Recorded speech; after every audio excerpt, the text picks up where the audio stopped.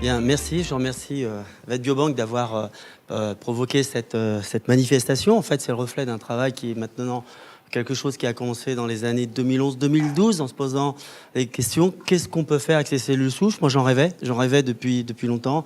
C'était quelque chose qui était pour moi impalpable. Je me dis, je verrai jamais ce truc-là. Et quand Stéphane est arrivé, j'étais en train de prendre des contacts avec un ami qui est un Français, qui a quitté la France, qui s'est installé en Australie, un investisseur qui a investi dans les cellules souches avec 2 chercheurs de l'université de Sydney, qui a monté une société et qui était prêt à l'importer sur la France. Et j'étais dans la boucle avec mon tapis de marche, parce qu'en fait, il avait acheté le tapis de marche, qui est le même que le mien, et il voulait savoir comment ça marche. Et à partir de là, on avait établi des contacts, et à ce moment-là, Stéphane est arrivé, et mon projet s'est balayé. Je me suis dit, changement de cheval, et puis on va travailler sur le projet, parce que j'étais emballé. Et puis de là, il a fallu trouver des sous. Alors de ce côté-là, ça n'a pas été le plus simple. Je pense que Stéphane a réussi à lever des fonds. Je pense que ça doit être certainement le plus dur pour une société. En tout cas, pour nous, on était derrière et on a fait au mieux, grâce au soutien de tout le monde, parce qu'en fait, tout le monde a donné un peu beaucoup de son temps. Ça, c'était la première étude sur les lapins, on a vu. La deuxième étude, avec les collègues du service, et puis VetBiobank, on a pas mal donné sur le temps, etc. On a réussi à avoir des résultats qui ont donné une dynamique pour arriver à cette étude sur des chiens de clients qui présentent de l'arthrose. Et compte tenu des résultats qu'on avait, et qu'on a vus sur les lapins aussi, on s'est dit, il faut faire ces chiens-là, parce que c'est des chiens qui arrivent, nous, en dernier recours. Ils ont vu beaucoup de vétérinaires, ils ont eu beaucoup de traitements, et la plupart de ces chiens sont des chiens qui présentent des pathologies, parfois très avancées, des insuffisances rénales, des chiens qui ne peuvent pas supporter des anti-inflammatoires, des chiens qui ont des leishmanioses. Enfin, on a eu un petit peu de tout comme chien, et ma foi, c'était vraiment les pires situations des chiens qu'on pouvait plus traiter. Alors en fait, c'est avec ça qu'on a construit l'étude OmbiStem. Alors, bon, tout le monde sait ce que c'est l'arthrose. Pour certains, ils sont déjà tombés, ils sont dedans, et puis c'est pas fini. Donc c'est une affection articulaire dégénérative qui va conduire à la destruction du cartilage articulaire, mais il n'y a pas que, de la perte de la fonction associée à des douleurs chroniques. Ça, c'est la définition de tous les livres et qu'on a l'usage d'utiliser. Le traitement, globalement, on a maintenant des clés pour assurer le traitement, qui soit à la fois hygiénique, l'utilisation de la physiothérapie en complément, médicale ou chirurgicale. Et dans le traitement médical, la base du traitement, comme on l'a dit avant, c'est essentiellement supprimer la symptomatologie. Et on utilise beaucoup d'anti-inflammatoires avec des résultats qui sont certes super. Et ça a été une progression sur ces 10 dernières années avec des anti-inflammatoires qui ont une sécurité. D'autres anti-inflammatoires qui ont, dans certains cas, sont d'un intérêt parce que ça va activer un traitement, l'activer rapidement. Ça va être les stéroïdes, mais on ne pourra pas le faire bien longtemps parce qu'on sait que ça va le détruire. Des aliments, des compléments dans l'alimentation, puis des traitements locaux, la viscosupplémentation. Même si on en fait beaucoup chez le cheval, chez le chien, on en a fait peu pour plein de raisons. Parce que c'était peut-être pas dans les mœurs ou c'était peut-être pas le résultat estimé. Et puis la médecine régénérative, celle dont je vais vous parler, celle dont on va parler plus tard.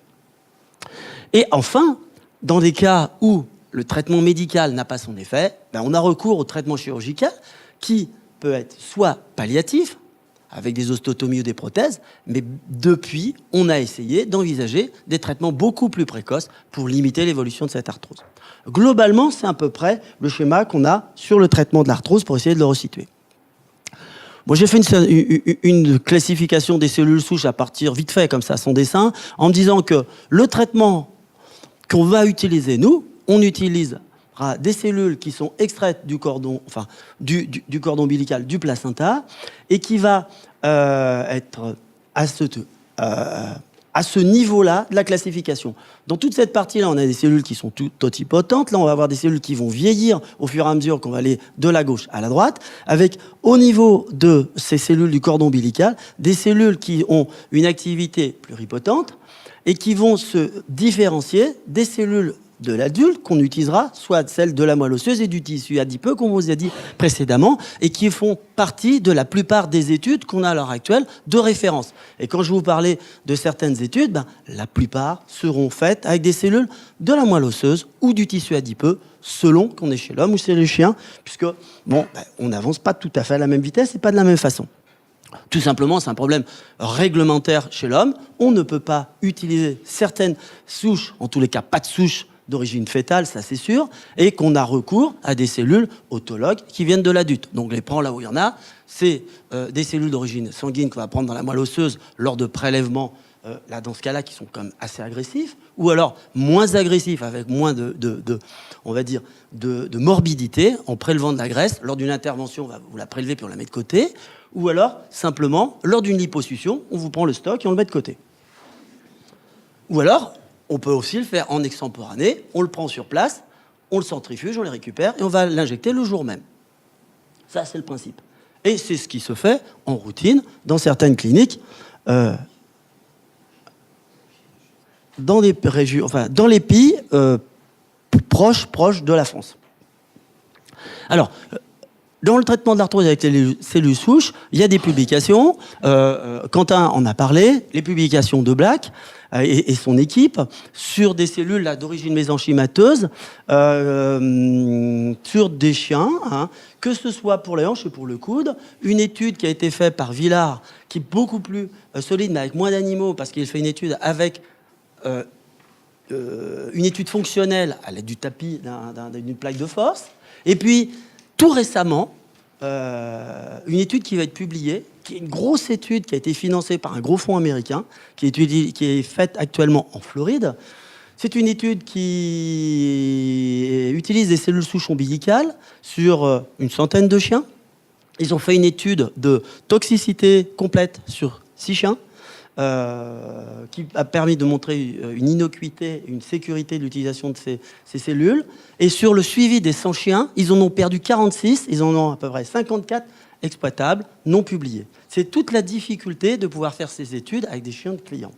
Bon, ça, on est dans la course avec cette publication-là qui sortira de toute façon. Donc, conclusion de l'utilisation de ces cellules souches dans le traitement de l'arthrose, c'est qu'il a très peu d'effets secondaires envers lesquels et qu'il y a un effet clinique notable. Que ce soit par de l'évaluation clinique ou mieux avec un système d'analyse fonctionnelle.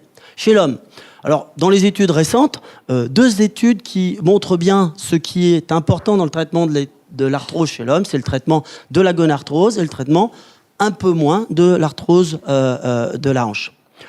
L'étude de Kim, ce sont des cellules. Alors, je pense que c'est des cellules mésenchymateuses.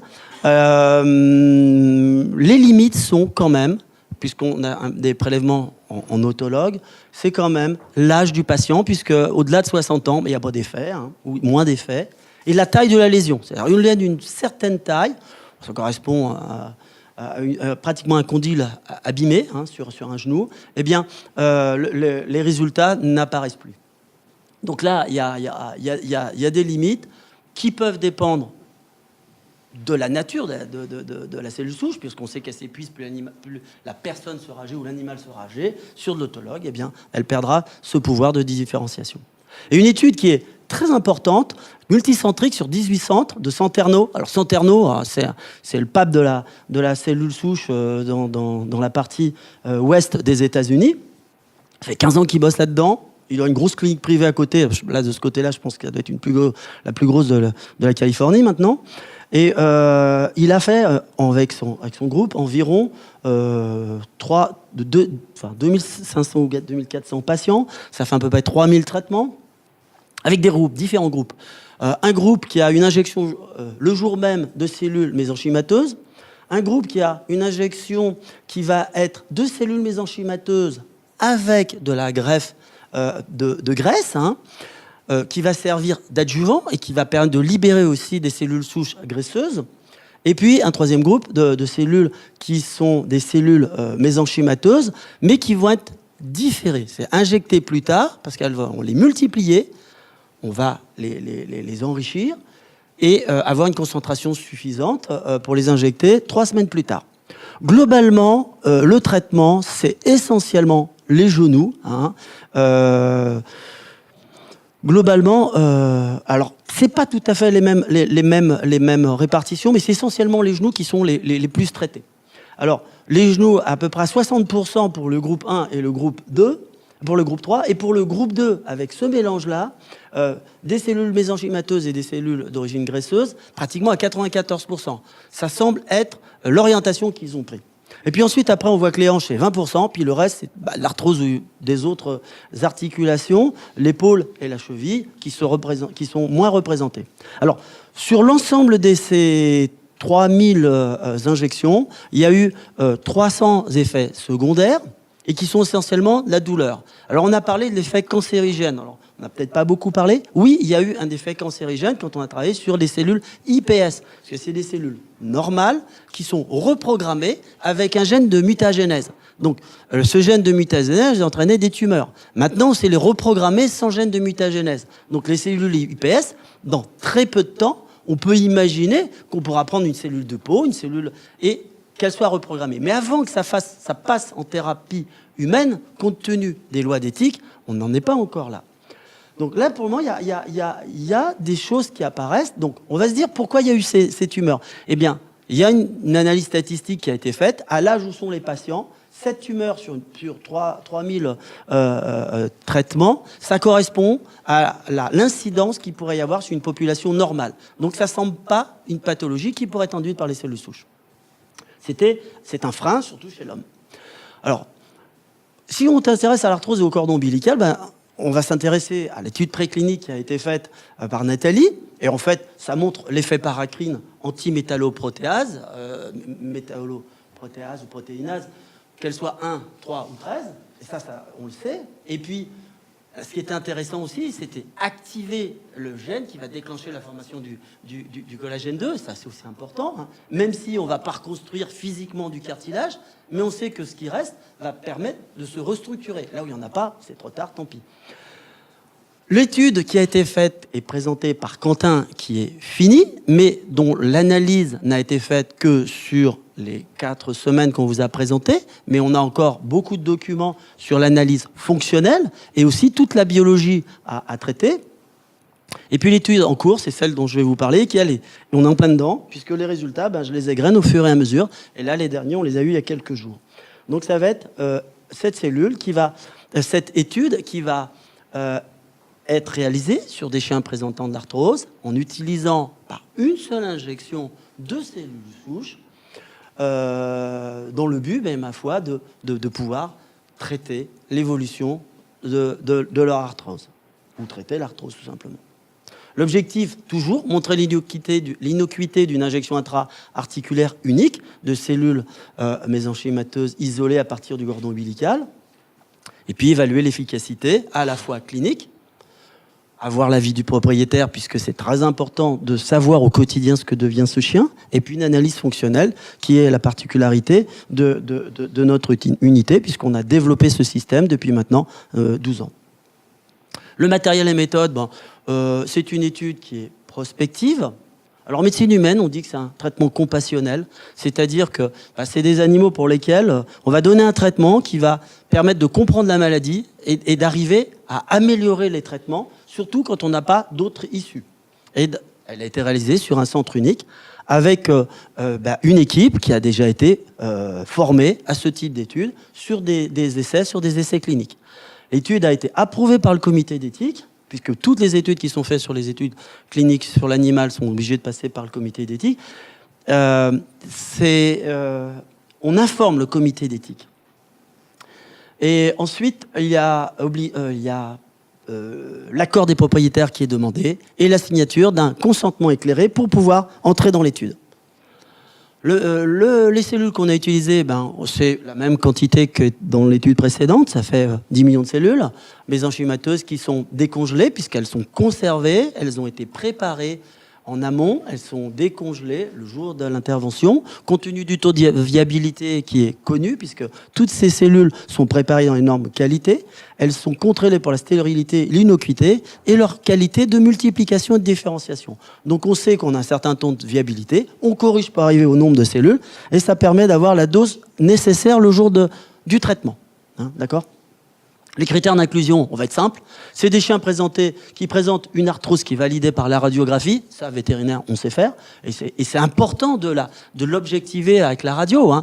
Bon, un chien peut avoir, entre guillemets, des signes d'arthrose, mais après, il faut avoir une idée de là où elle est et faire attention qu'un chien, il a peut-être pas qu'une articulation arthrosique. Nous, malheureusement, on a des chiens qui sont polylésionnels avec 5, 6 articulations atteintes et que notre traitement, bien, pour le moment, on a fait une injection unique sur des chiens qui étaient parfois très âgés et on a choisi l'articulation la plus douloureuse, la plus lésée, celle qui soit entraînait la fonction la plus importante ou qui était la plus sensible lors de l'examen clinique. Alors, ce sont des chiens adultes, répondant mal ou pas aux anti-inflammatoires, intolérants aux AINS, chien insuffisant rénal, et puis dans le critère d'inclusion, j'ai dit avant qu'il fallait qu'il ait le consentement éclairé. Alors là, il y a beaucoup, on a vraiment bien travaillé ça. Ça a été une partie des masters qui ont commencé à établir les protocoles et tout ce qui était mis en place de ces protocoles, parce qu'on n'était pas encore bien habitué à s'organiser pour le consentement éclairé, le formuler, l'expliquer, le dire aux patients. Et maintenant, ça, c'est bien entré dans les mœurs, et maintenant, c'est devenu vraiment quelque chose qui est très facile à faire et qui est une routine. Les critères d'exclusion, maladies infectieuses. Tous les animaux présentant une hyperthermie, associée avec une lésion, une masse, une hyperthermie qui va durer, eh bien, sont retirés de l'étude. Tous les chiens ne rentreront pas dans l'étude. Tous les chiens qui auront eu un traitement anti-inflammatoire de moins de 4 semaines, c'est-à-dire un traitement anti-inflammatoire qui aurait été fait à moins de 4 semaines avant l'inclusion, eh bien, on ne le prendra pas. Et pareil pour les corticoïdes retard à 6 mois. Alors là, les valeurs sont plus importantes que dans d'autres études. On a vraiment voulu être sûr qu'il n'y a pas un effet qui perturberait. Les critères de retrait du protocole, là encore, une réaction inflammatoire à l'injection qui sera importante, une arthrite septique ou non septique, une hyperthermie qui est récurrente ou pas, une douleur articulaire nécessitant un traitement ou tout autre trouble neurologique ou orthopédique. Le synopsis, J0, on fait l'injection, les examens cliniques, J0, J1, S4, S12, S24, donc on arrive déjà maintenant à 6 mois. On va faire une analyse fonctionnelle à J0, à S4, S12, S24. Aujourd'hui, je présenterai les résultats qui intéressent qu'une articulation, que la hanche, et jusqu'à S24. La radiographie, au départ, on ne s'est pas intéressé aux radiographies à S12 et S24 parce que sur une durée aussi petite, honnêtement, on n'est pas capable, avec une radiographie, de juger l'évolution de l'arthrose. Donc, ce n'était pas la peine. Prélèvement de liquide synovial à J0, et si on pouvait le faire à S24. J0, parfois on a une articulation inflammatoire, on peut avoir du liquide synovial. Malheureusement, il peut être souillé par le sang. Et à S24, eh bien, c'est parfois plus difficile. L'animal a repris de la masse musculaire, etc. Et en plus, on n'en a pas de trop. Les prélèvements sanguins à chaque fois, puisque là, on peut faire des analyses. Et le suivi de propriétaire au bout de 1 mois, au bout de 3 mois, au bout de 6 mois. Qu'est-ce qu'on a observé? Bien, on a essayé, pour l'évaluation de l'efficacité de l'innocuité, on a relevé les observations des propriétaires aux dates données. L'évaluation a été réalisée par des vétérinaires qui ont l'habitude de ce type d'examen, avec une grille particulière qui a été définie pour cette analyse. Une évaluation de la locomotion, telle que je vais vous la montrer, et puis une évaluation biologique. Une fiche propriétaire a été réalisée, elle est donnée à J0, S4 et S12, elle est rendue bien à chaque visite suivante. Pour l'examen clinique général, il est réalisé à chaque étape. On va le faire à J0, comme l'animal est hospitalisé un jour, on le garde le lendemain pour évaluer la réaction à 24 heures. Donc il y a un autre examen clinique général à J1, à S4, à S12 et à S24.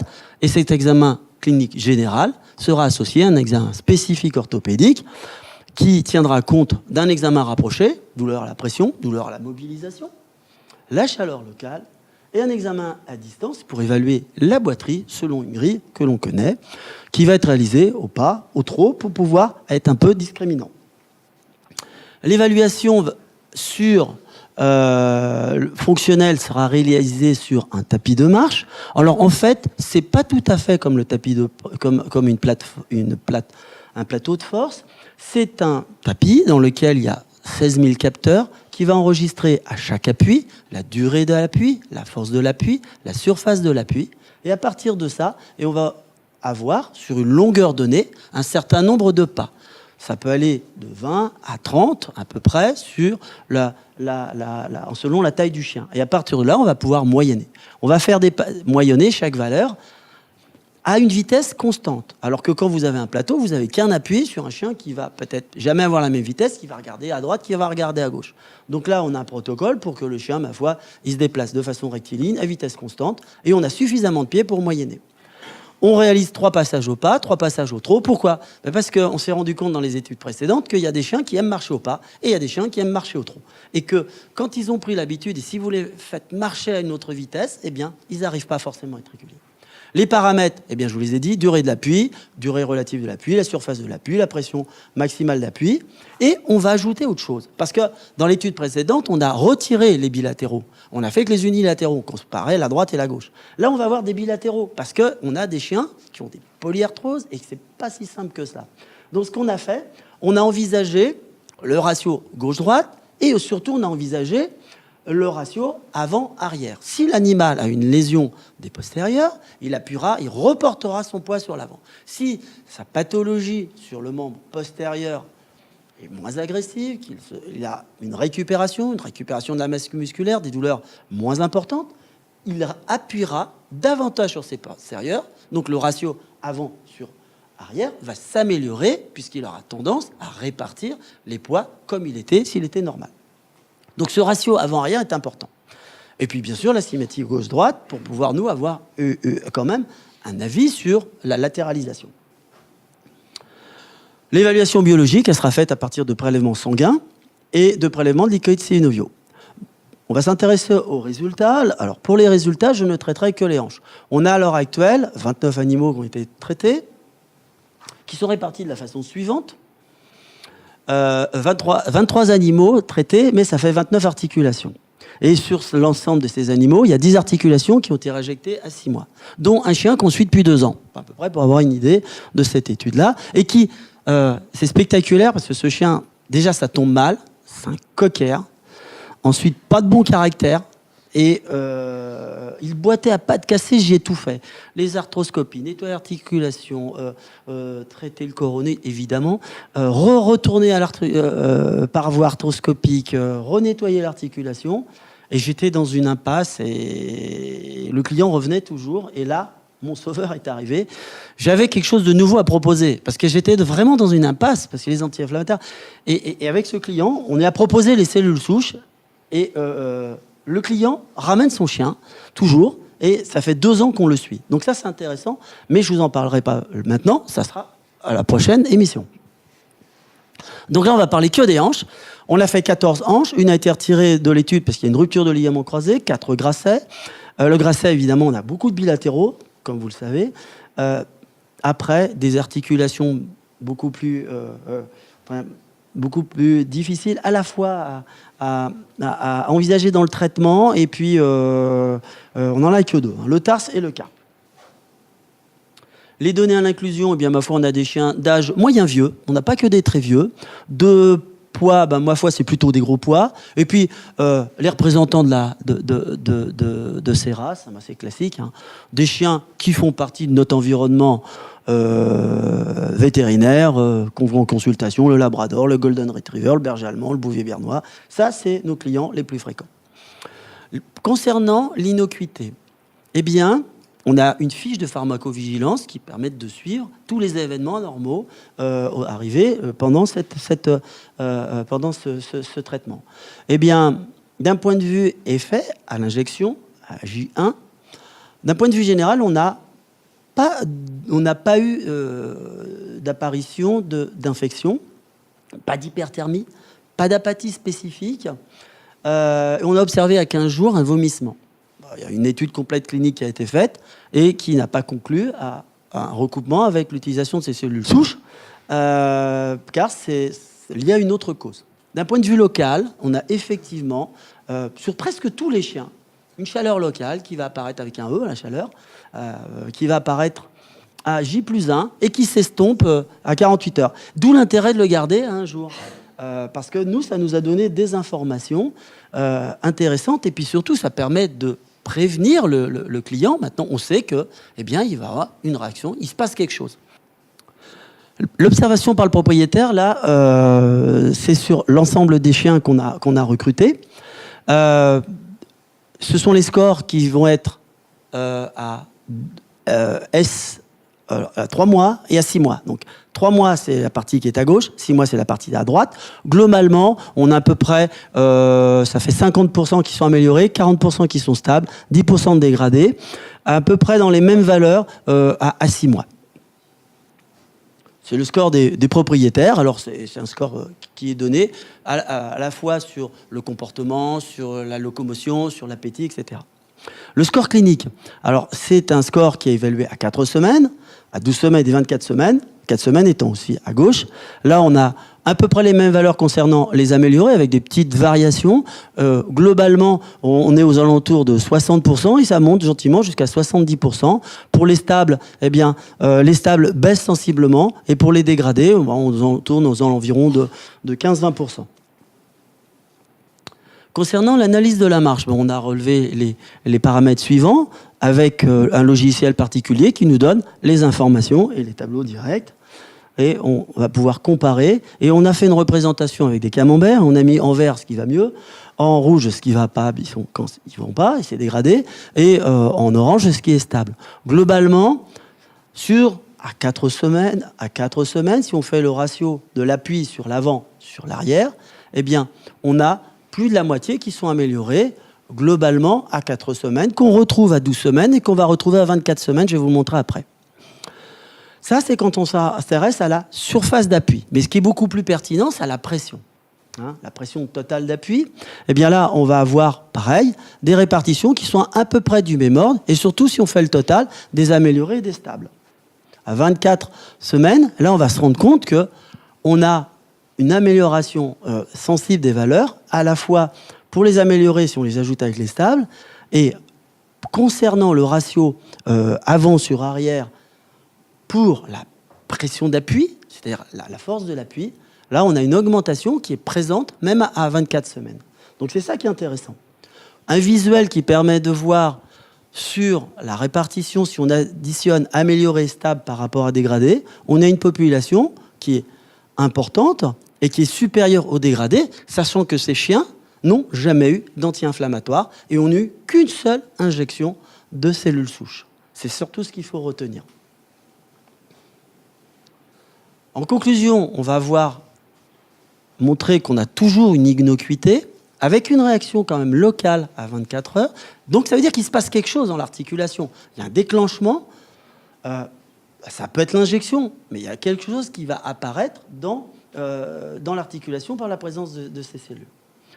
Qu'on maintient, on améliore la fonction sans anti-inflammatoire sur 24 semaines, et pour certains, on a 2 ans.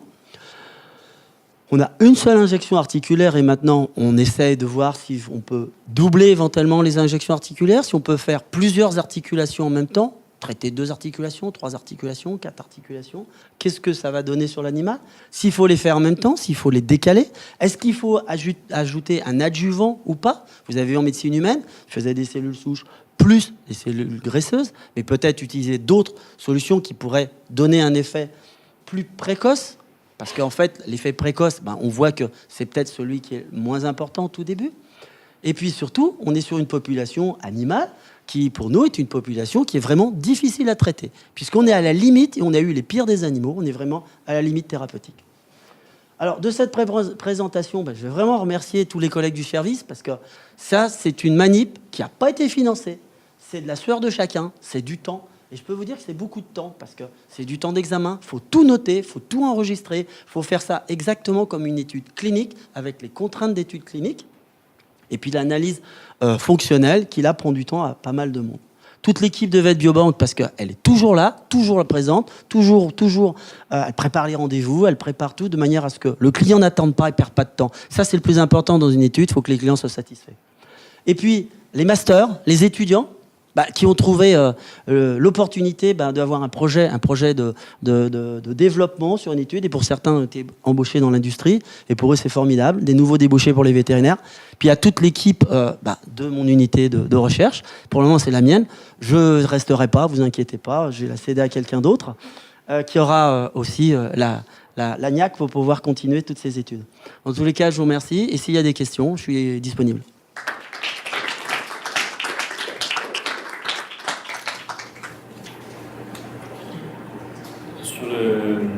Les résultats, à 24 semaines, ça paraissait il y ait plus d'amélioration qu'à 12 semaines. C'est vrai, quand on regarde les améliorer, c'est plus important qu'à 12 semaines. Alors, on est sur 13 animaux. Si vous regardez, ça fait 8. S'il suffit d'enlever un chien et vous allez augmenter de 15%. Donc il faut faire très attention sur des petits nombres quand on est en pourcentage.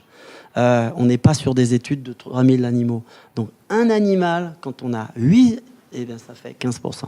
Donc faire bien attention, ça se dilue après. Il suffit que là, je pousse un petit peu, je poule avec les genoux, je poule avec les autres, on va avoir peut-être des animaux qui ont été retirés. Si on tire, on va avoir une modification des résultats. Mais quand même, c'est une tendance. Moi, je vous donne une tendance. Alors, pourquoi on a pris les hanches? Parce que les hanches, c'est ce que nous, on a le plus. C'était le plus dans l'étude, le plus facile à analyser. Après, je vais les pouler avec les genoux. C'est intéressant, parce que c'est sur le membre postérieur et j'ai les mêmes répartitions, le même type d'études, donc sur l'analyse fonctionnelle. Mais le genou, c'est un petit peu plus difficile, parce que très souvent, on a des bilatéraux à différents niveaux. Mais ça ne me gêne pas, les bilatéraux, avec l'étude que j'ai prise, qu'on a choisie. Hein. Et puis, oui, à l'heure actuelle, nous, ce qu'on essaye de voir, c'est à partir de quel moment on va avoir une décroissance du traitement. Et c'est à peu près à partir de 6 mois, plus ou moins quelques mois, que on commence à faire des réinjections à nos patients. Mais il faut dire qu'on a eu des patients qui étaient dans des états déplorables. Celui qui a donné le plus d'envie de continuer, c'est un chien qui est arrivé, qui était perdu pour la médecine. Il est arrivé de Suisse. Le chien a une leishmaniose, il était pourri d'arthrose. Et le chien était tout maigre, il était vraiment dans un état piteux. On lui a fait des cellules souches en se disant, on va essayer. De toute façon, les gens, ils étaient demandeurs. Et étonnamment, outre l'effet qui est un effet sur l'appareil locomoteur, on a vu que ce chien a aussi un effet général. Il y a eu un effet général du traitement des cellules souches avec un chien qui a repris du poids, qui a repris de l'activité et qui a changé sa morphologie. Je ne vais pas amener les photos là. Il y aura de toute façon un papier sur ce chien qui montre vraiment une transformation du chien. Alors, est-ce lié au hasard? Mais le fait qu'il ait eu des cellules souches a modifié de toute façon quelque chose au niveau général. Et pour ceux qui l'ont suivi comme étudiant, c'était assez spectaculaire. Et ça dopait. C'est ce qui nous a dopés, nous. Parce qu'on était comme tout le monde. Au départ, on découvrait quelque chose de nouveau, même si aux États-Unis, on disait, voilà, on a 70% qui réagissent avec une amélioration, il y a 30% qui ne réagissent pas. Quand on regarde bien, on a encore un certain nombre de chiens qui ne réagissent pas. Et le problème maintenant, c'est essayer de comprendre pourquoi ces chiens-là, ils ne réagissent pas. Il n'y a pas de signal qui passe, ou il faut quelque chose qui va faire que l'injection de la cellule souche, avec un adjuvant, puisse déclencher sur ces animaux-là une réaction, ou peut-être une deuxième injection. On ne sait pas ce qu'il faut faire. Mais en tous les cas, c'est des résultats qu'on trouve de façon commune, que ce soit sur les cellules cordonales ou les cellules mésenchymateuses. Mais là, je pense que les réponses, vous pourrez les avoir avec Stéphane si vous lui posez les questions.